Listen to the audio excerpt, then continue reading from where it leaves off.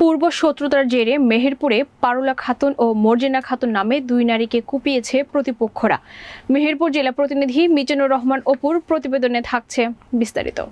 বৃহস্পতিবার সকাল ৯টার সময় মেহেরপুর সদর উপজেলার শ্যামপুর গ্রামে এ ঘটনা ঘটে। আহত পারুলা খাতুন শ্যামপুর গ্রামের কলোনি পাড়ার আব্দুর রশিদের স্ত্রী।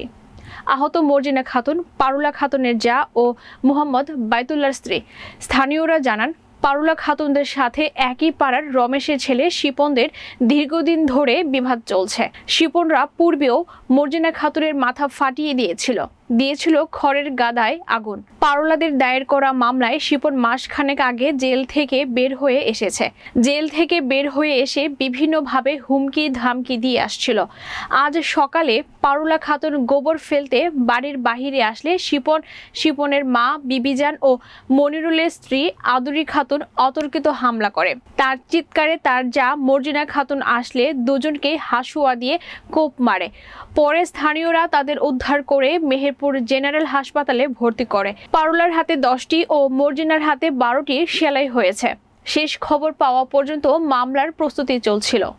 আমরা চড়া গোবর পানি ফেলতে যাই, আমরা চাষি মানুষ, গরু পুষি, এভাবে ফেলতে যাই। যেদিন যায় সেদিনই গালাগালি, রাত দিন 24 ঘন্টা গালাগালি করে, এমন ভাষায় গালাগালি করে যে ওটা শোনাই বাহুল্য, মানে শুনতেই পারা যায় না।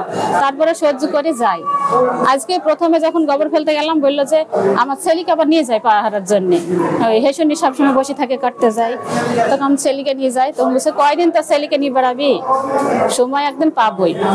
তারপরে আবার গোবর নিয়ে গেলাম আর তখন আমার ছেলে একটু দূরে, আমি মধ্যে তুমি এখান থেকে দাঁড়িয়ে থাকো। আর ফেলতে গেছে আর অমনি হেসুনি এসে আমার ডান গামলাতে, ডান কাকাতে হলো গোবর আছে আর বাম হাতে হেসুদি কোপ মেরেছে।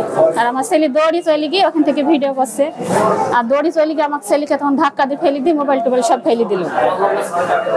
ধাক্কা দিয়ে ফেলার পরে তখন আমার ছেলে কি শুনবে, তখন আমাকে চুল ধরি খুশি একবারে মেরে ফেলার মতন করছে। তখন আমার এই যা গিয়েছে গিয়ে মেরে ফেলে যাকে ও যা ধরতে গেছে আর ওকে আর এক কোপ শানি কাটা হেসু, বড় হেসু ধারালো।